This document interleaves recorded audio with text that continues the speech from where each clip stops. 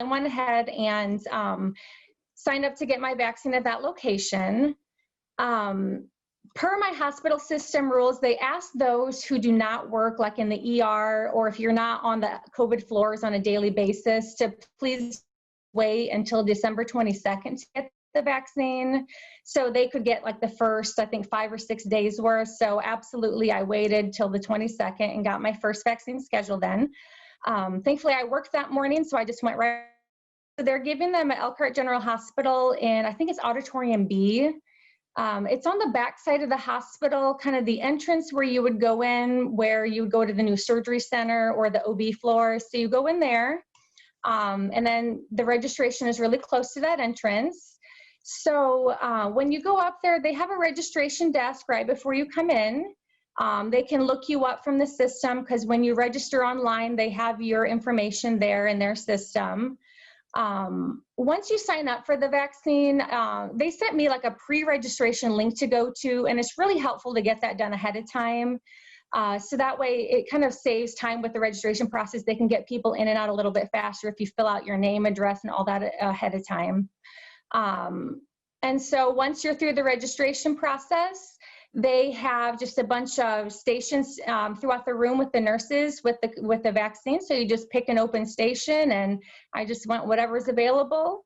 And the nurse, one of the first things that she did was she gave me like a vaccine information sheet, which is important. So it listed all of the side effects, how the vaccine works, and she asked if I had any questions. And so that's the time, if you have any questions, you can always ask them before you get your vaccine. I had researched it a lot beforehand, so I did not have any. So then she gave the vaccine, and afterwards I'm going to show this. It's a vaccine card that everybody who gets it, you'll get this card where it has the date of your first vaccine and your second one and what vaccine you got. So that way you kind of have proof that you can carry around with you that you received this vaccine. The one that I got was the Pfizer one. That was the only one out at the time that was approved. So that one is given, the first dose is given, and then about 3 weeks later, the second dose is given. They told me when they schedule it, it's give or take about 3 days. So when you get your first one, the schedulers will go ahead and get your second one scheduled, and they'll make sure that they get it in the appropriate time frame. So that way, it's done the right way. I had mine about 18 days after my first. I wanted to make sure I got the second one over the weekend. I didn't want to do it on the day I work, or I had to work the next day just in case I had a reaction. So I received my second vaccine actually this past Saturday on January 9th. As far as what I've learned, the Moderna vaccine, that one is given 4 weeks apart. So if you get the Moderna one, they'll schedule it 4 weeks and not 3 weeks like the Pfizer. And so after you get it, they would like you to wait there for about 15 minutes. That's standard practice. Most serious reactions or allergic reactions happen in that first 15 minutes. So they have chairs sort of in the front of the room spread out for you to wait, just to make sure for your safety that you don't have a serious reaction. And so I read on the CDC website today, I looked it up, that if you've had like a serious allergic reaction to a vaccine in the past, that maybe wait 30 minutes, wait a little bit extra time just to ensure that you're not going to have some sort of reaction. And I asked when I was there, but they do have epinephrine there. They have safety equipment. They want to make sure everybody is safe there. So if something would happen, they do have safety equipment to make sure that they can go and assist you. And so after my first one, I did not have any side effects other than my arm was a little bit sore. After my second one this past Saturday, I don't know what it was, but my arm was so much more sore this time. I had to put like one of those rice heating pads on my arm and let it sit there for a while. I had to take some Tylenol. It feels good today though. And also yesterday, like I woke up, I had a headache. I just felt really run down for most of the day. Kind of felt good towards evening. Felt really hot. Didn't have a fever, but I definitely could feel the second one. I had more of a reaction, but I just took it easy for most of the day. And I mean, I still in a heartbeat would do it again, no matter if I had a reaction or not, because the benefit of getting it is so much more than the risk of getting the vaccine. And so another thing, after you get it, you'll get some text messages. It's called vSafe. And that's a tool that the CDC has to monitor side effects and reactions to the vaccine. And so about 5 days after my first one, I got a text message from vSafe to click on the link. And they have a series of different side effects and ask you how you're doing. And you click yes or no, whether you experience this. And they say they may call you if they have additional questions. And so it makes you feel really confident that they are monitoring this. They want to ensure everything is done safely. People are not having horrible side effects to this vaccine. So it just makes me feel more confident in it, that everything is being monitored and it's very safe. I haven't received one yet for my second, but I anticipate probably here soon I will.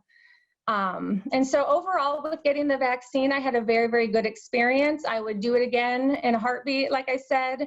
And I would highly, highly recommend it. Once you're eligible, when you're able to get it, I mean, I would jump on it and get this vaccine.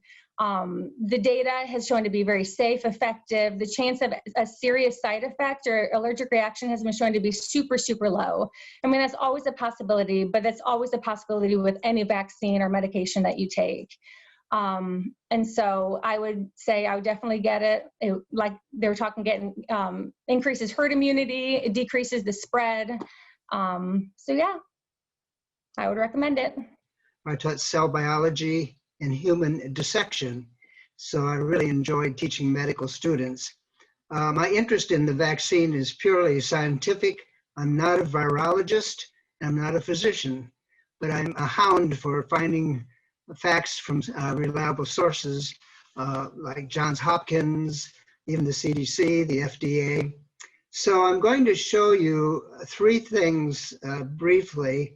One is a little bit about how the immune system works, and then specifically how the coronavirus affects our lungs. I'm not going to talk about the brain or extremities or nerves, simply how it invades the lungs.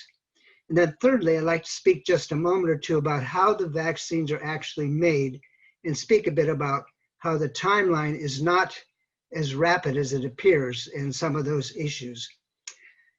And then I have some questions that people sent in that if we have time, I may get to those as well. Let's take a look at our friendly friend here. This is the scanning electron microscope of our coronavirus. It's called novel coronavirus because it hadn't been seen in the human population, so that means it's novel, it's not been seen. The only thing I want you to look at here is those little spikes, and I'm not going to go into detail much about those, but just remember that you've seen those spikes. This, by the way, is a very, very tiny organism. It's measured in nanometers, it's so tiny.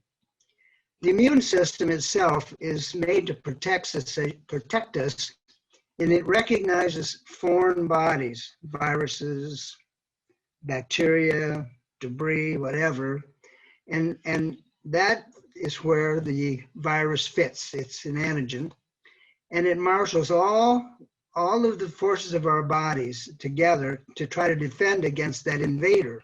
Well, we haven't seen a coronavirus, so it can't protect us.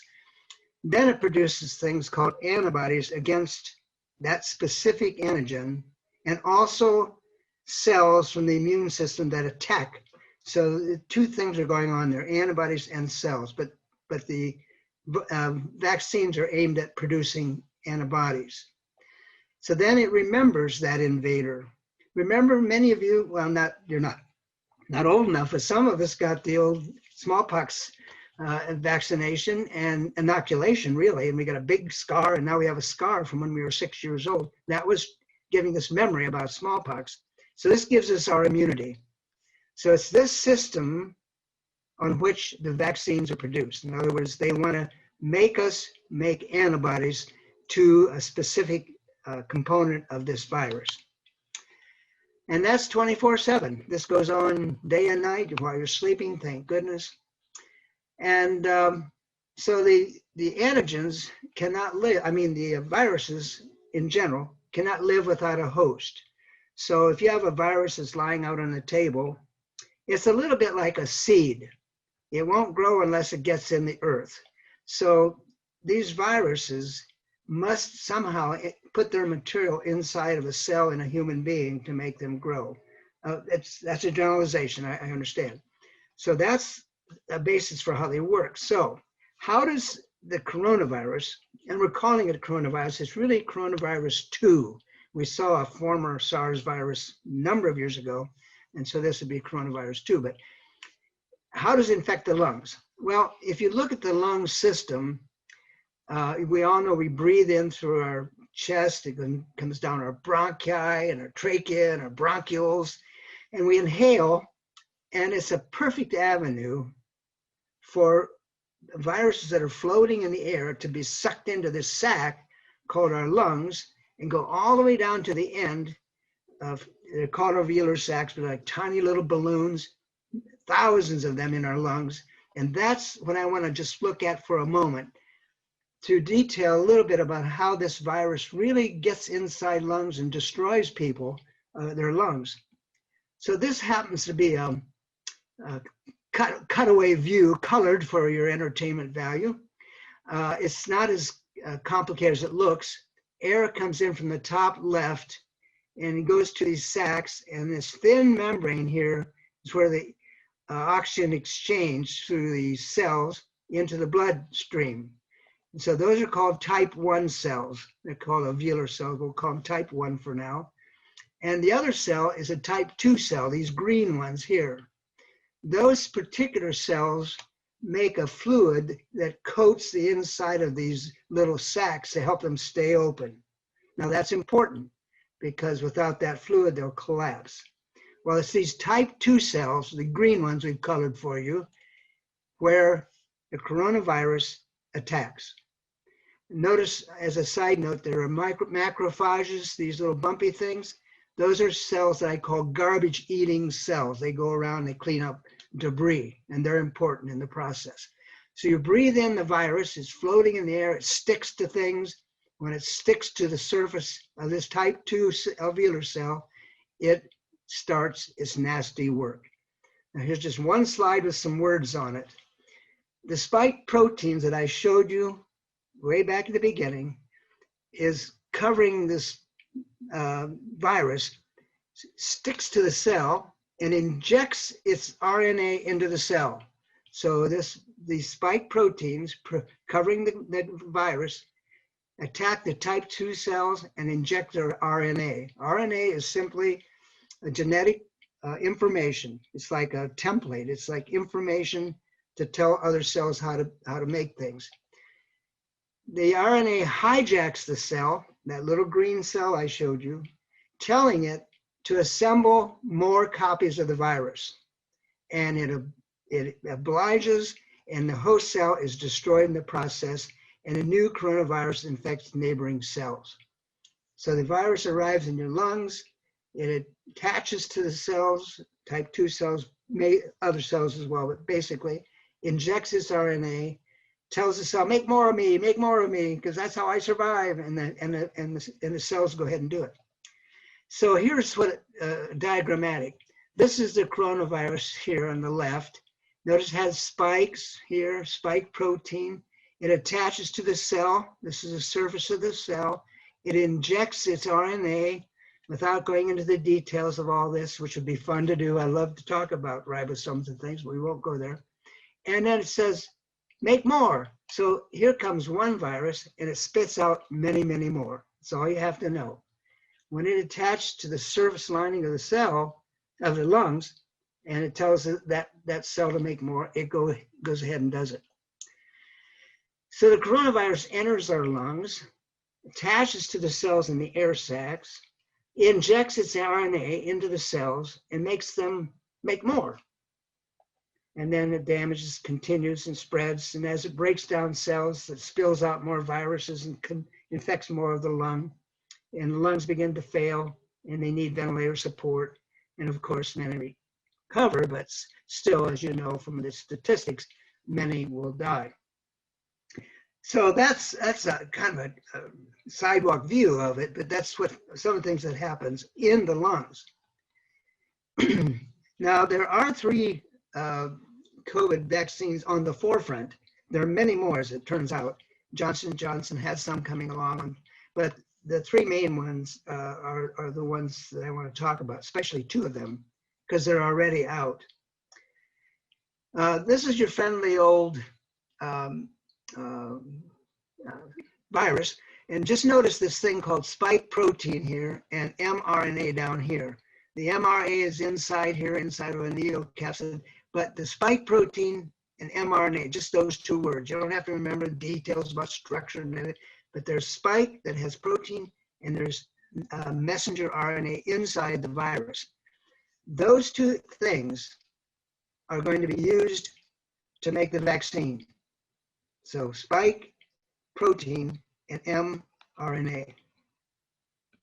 Now, Moderna and Pfizer use the same method, and basically.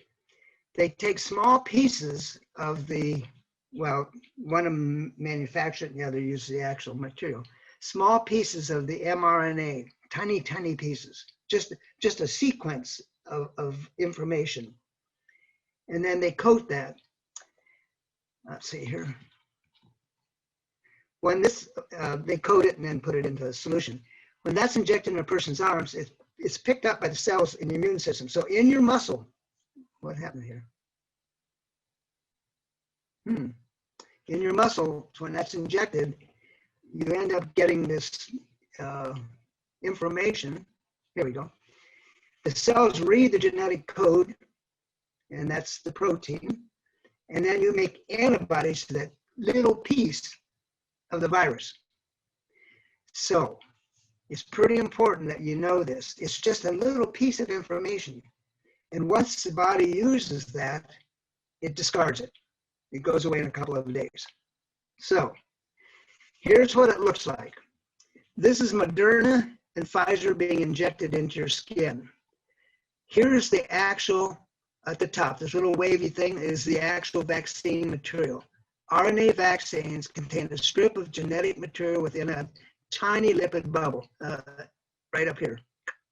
They inject it through the skin, it gets into your cell, and inside the cell reads this and produces more of this particular virus protein. The cell then begins to generate copies of the protein. See them little things? And it spits them out, and then it's picked up by antigen-presenting cells. They're a specialized cell that consume virus proteins and do all kinds of things. And then they tell that information to the next line, which are helper cells, and they give the information to T cells and B cells. So these T cells attack the virus-infected cells, and the B cells make the antibodies. So way back when I talked about the immune system, I said you make antibodies and you make cells. So without knowing any of the technical material, just know that your cell got this information and they make antibodies and killer cells to go after the virus. It's that simple. Now, this is a picture of, I think this is, Pfizer. If you look at the ingredients of these vaccines, on the left, you have the RNA encoding. Oh, this happens to be Moderna, I think. Let me just check. Yeah, no, it's Pfizer. You have the RNA coding material. Then you have salts. Think of this as if you're drinking a Gatorade, because you need these salts to balance the liquid in your arm, that's in the vaccine, so they're not giving you too high or too low of salts, so it's balanced to match your blood system. Then they have lipids, basically 4 fatty acid molecules. They have long names, I won't go into that. And that helps deliver the RNA to keep it from breaking down. And then the sugars, like glycoses and things, to keep it from deteriorating when it gets warmed up a bit. So all these ingredients, no metals, no strange material, they do have the RNA coding, which is a short template. So this is, this particular one is Pfizer. Moderna is almost exactly like it, except they use synthetic RNA, and all the rest is the same: salts, lipids, and sugars. So that's what they inject into your arm. Now, it does help reproduce an RNA-generated proteins, and that's what the body makes antibodies against. Now, here's what happens to most people, and the fear of taking vaccines is real. People go through this for a day or two, but it's minor compared to the actual disease. Over 80% have a reaction at the actual site on your arm. My wife and I, we got our little cards. We got sore arms. I'm 81, and we got to get it because we're over 80. 2/3 will get fatigue for the day, or maybe 24 hours. About half will get headaches, more so in Moderna, and then muscle pain, myalgia, chills, joint pain, and few will get a fever.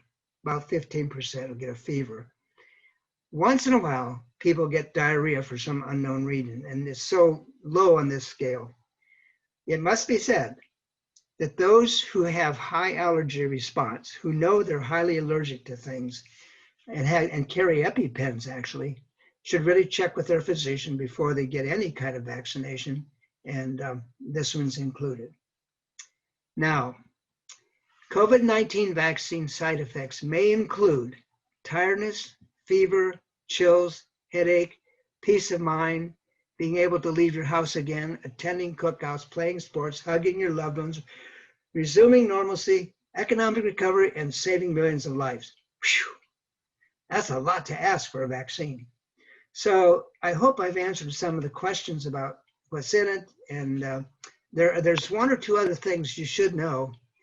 Indiana was expected to get around 55 doses of Pfizer. Now this is dated already because now they're getting Moderna coming as well. So coronavirus vaccines are effective. They use a spike protein and mRNA to make the antigen, which the body recognizes and makes an antibody against. And that brings up a question. If I were to get a shot, a vaccination with this Pfizer or Moderna, will I test positive for COVID? The answer is no.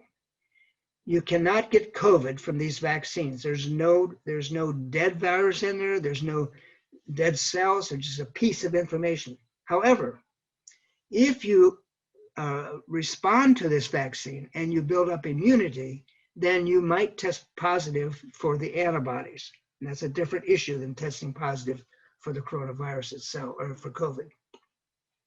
So this new antigen causes our immune system to make antibodies, and that's what protects us, and it really works. It's terrific.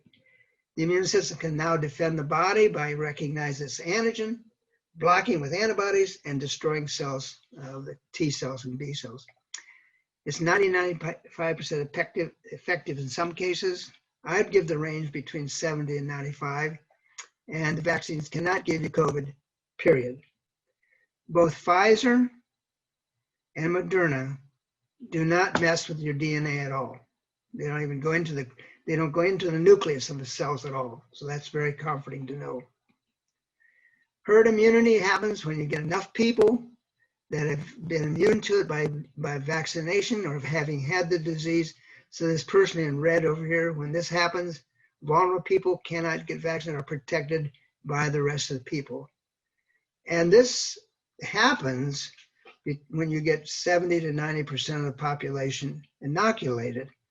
Now, Dr. Fauci did say that with this new variant, he would prefer to have 90% of the community vaccinated opposed to 75% earlier on this week.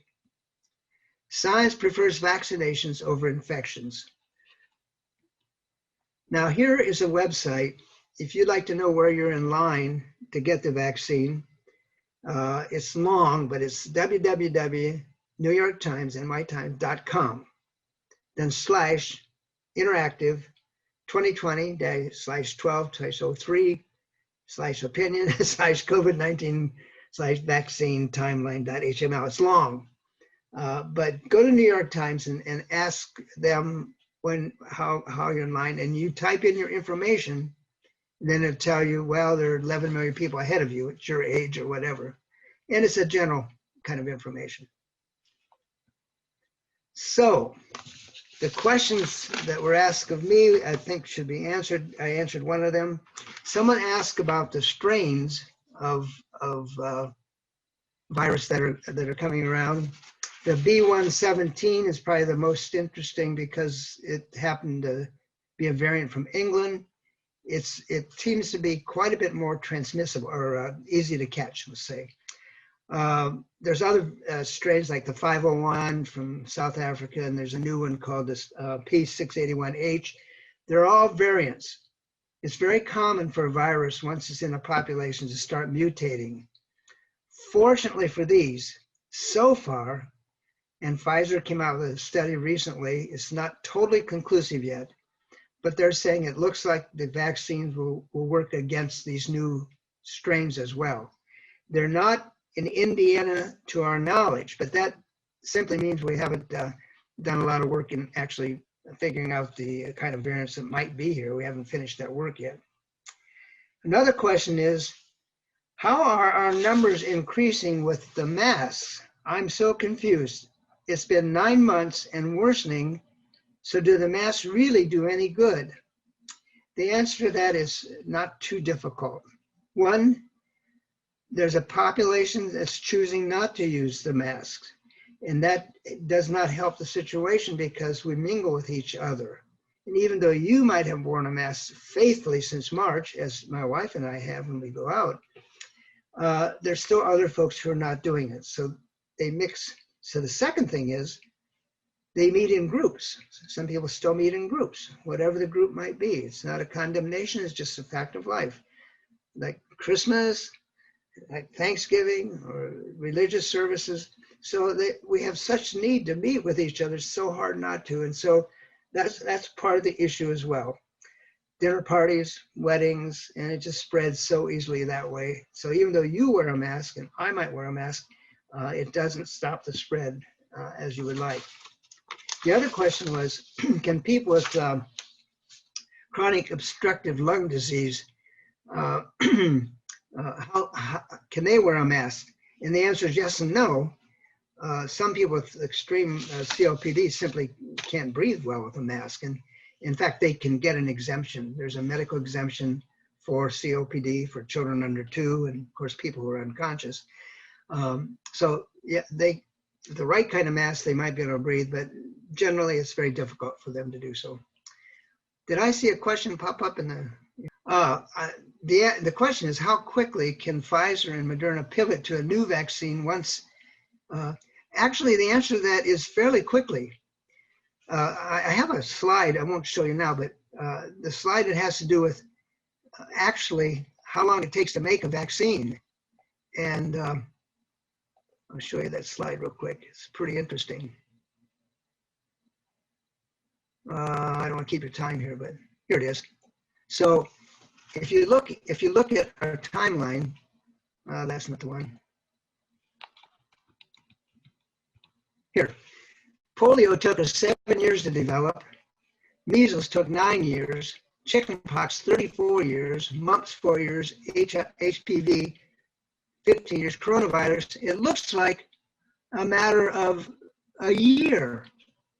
And people say, well, that's too quick. How can we know it's any good? That's too fast. The truth of the matter is, we had information about coronavirus way back in 2003.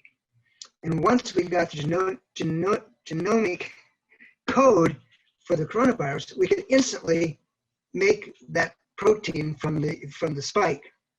So any new variant we get, we can take the same process, take the protein from that spike, mix it with an mRNA and make a new protein. And it won't take long. I don't know how long it would take, but you saw how rapid this was. So once we identify a new strain, I'm fairly confident that they can make a new vaccine fairly quickly. Well, that's about all my spiel, and I'm so glad you're among us. It's fun to try to give information out. I personally, my wife and I both took the vaccine. We have great grandchildren we'd like to hug, and it makes sense for us to protect ourselves and them. Thank you. Is around what vaccine are we currently administering at Goshen Health, and that would be the Pfizer vaccine. We have had a limited amount of Moderna that arrived after the Pfizer vaccine arrived, and we have had more capacity to vaccinate until very recently than we've had permission to vaccinate. And so we had additional Moderna vaccine that was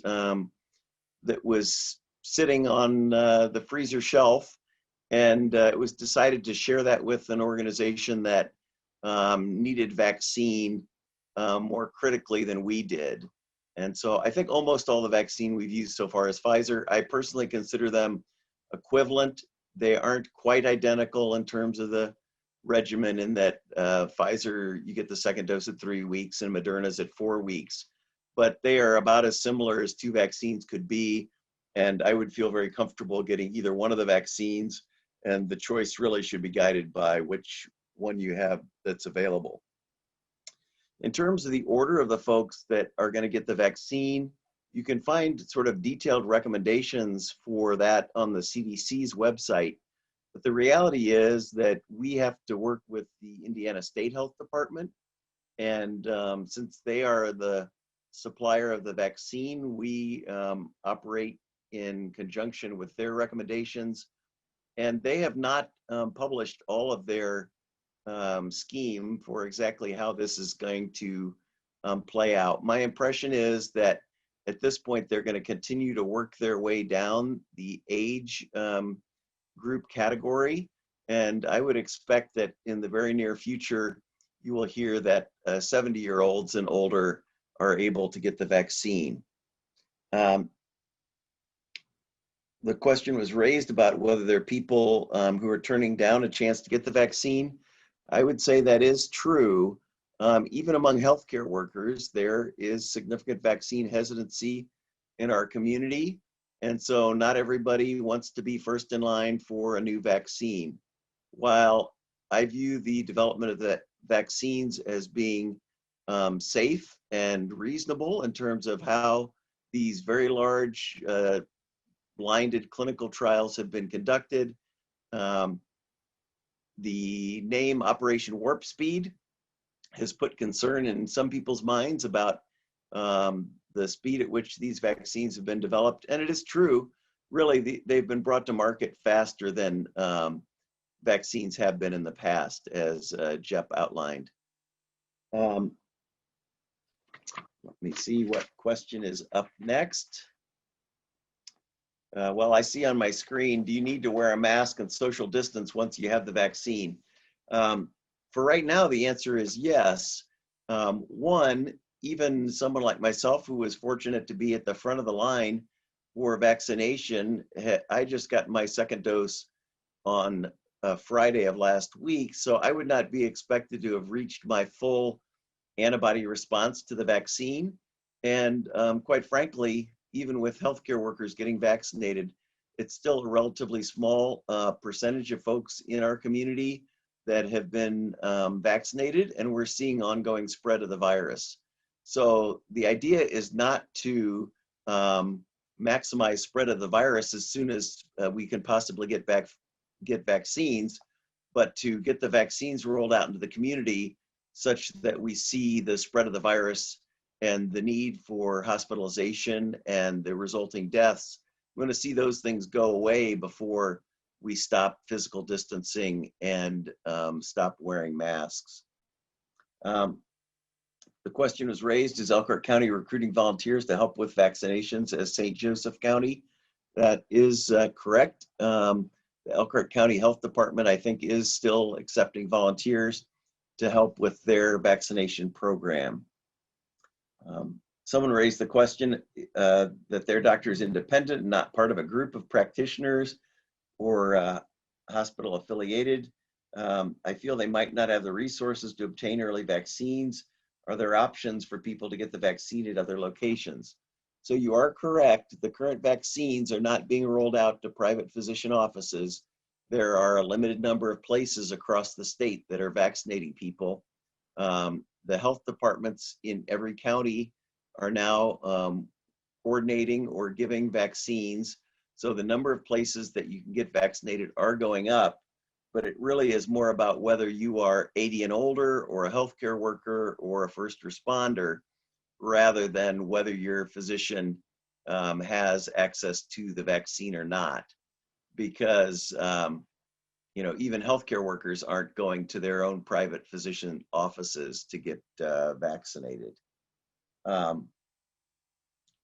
If you're willing to give shots, I would suggest contacting the Elkhart County Health Department.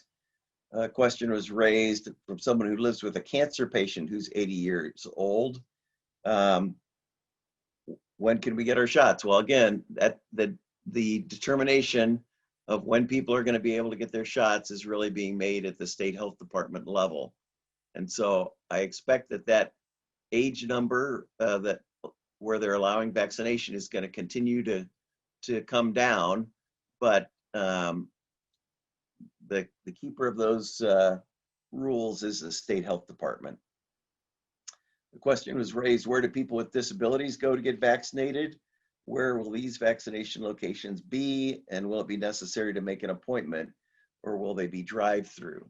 So currently, to make those appointments in Indiana, you go to the website, www.ourshot.in.gov. So it's not my shot or your shot, it's our shot.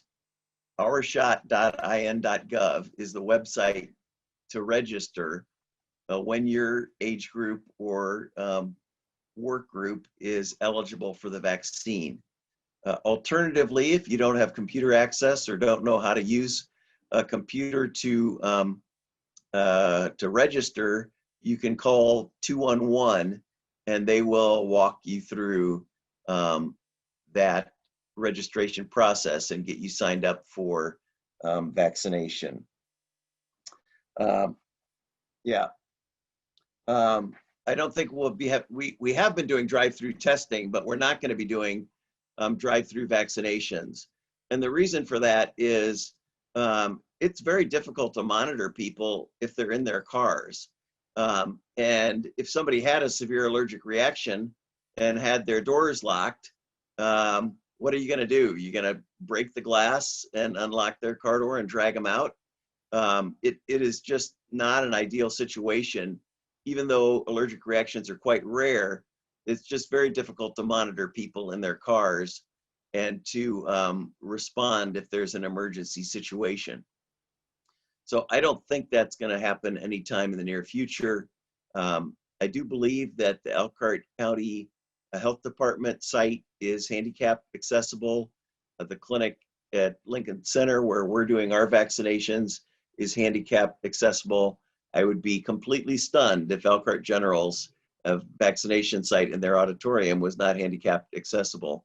So they will be places that are accessible, but I don't anticipate that there's going to be a big push to go to vaccinations in cars unless we have vaccines with lower allergic reaction rates or a better experience, a longer experience to say that that's not a concern. I guess I should look in the chat and see if there are other questions for me. Let's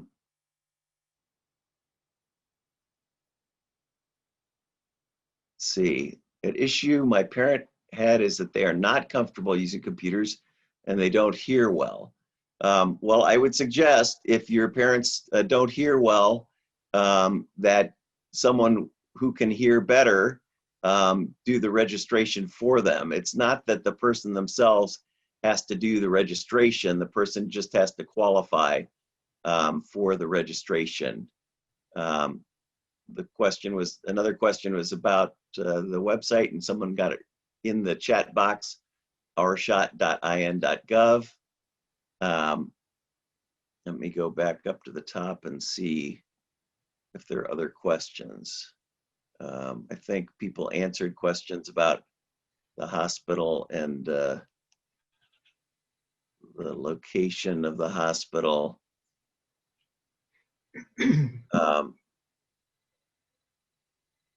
All right, I don't, yeah, someone's saying that they've done it for others at their church.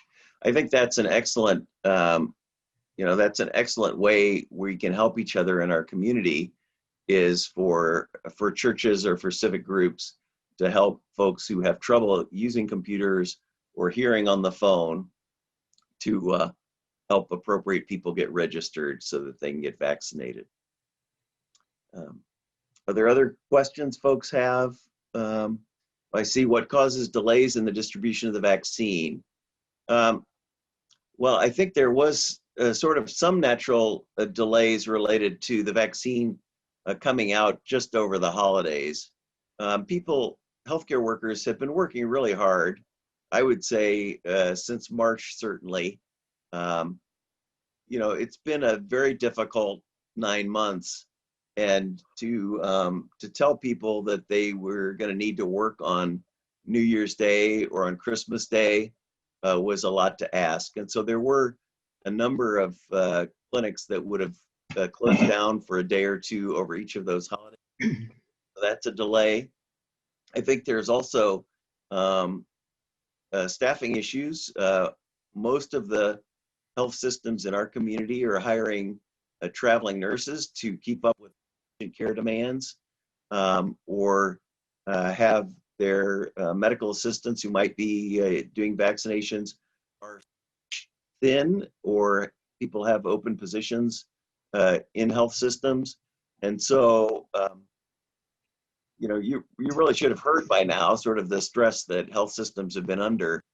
And while a number of health systems have invested considerable resource in getting their vaccination programs up and running, the reality is that not everybody's been able to do that. And the speaker, Dr. Dan, the speaker I heard this morning said that what will help immensely is funding coming to states and cities, because the viruses were produced, the first batch, and two things happen. It's not as easy for some people to keep the ultra cold, and they didn't have the things in place to distribute it. So they need the money to, set up the system. So there's a time lag there is one of the reasons. Someone asked if more viruses. Well, and go ahead.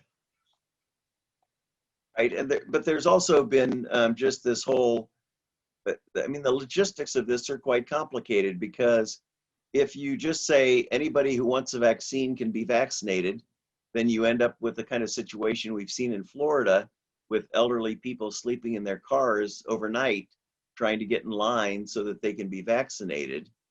And if you put together a very detailed and elaborate system of multiple waves of multiple groups that are supposed to be vaccinated, then people like me who should be taking care of patients end up doing media interviews about why are people jumping lines, why this isn't fair.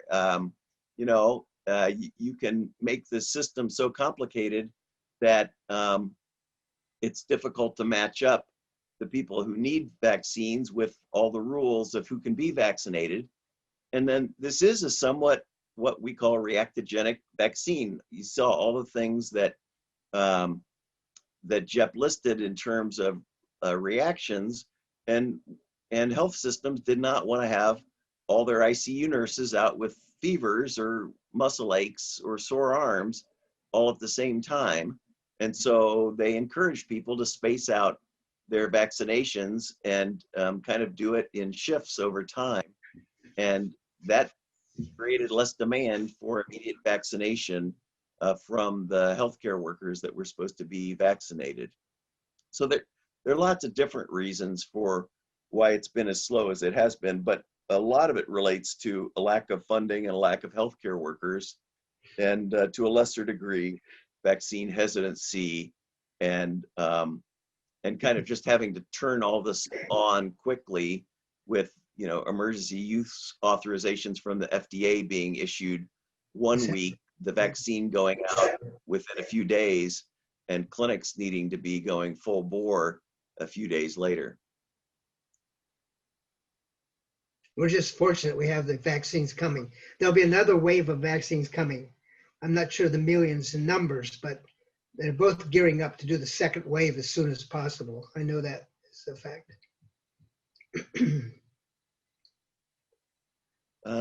There's a question about what is the current infection rate in Elkhart County? Is it true the overall rate is 1 out of 9?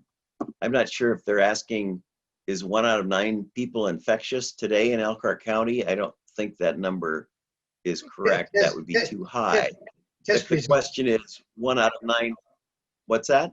Test results. If you test 100 people, how many test positive? Oh, yeah, I think we're about at 15%.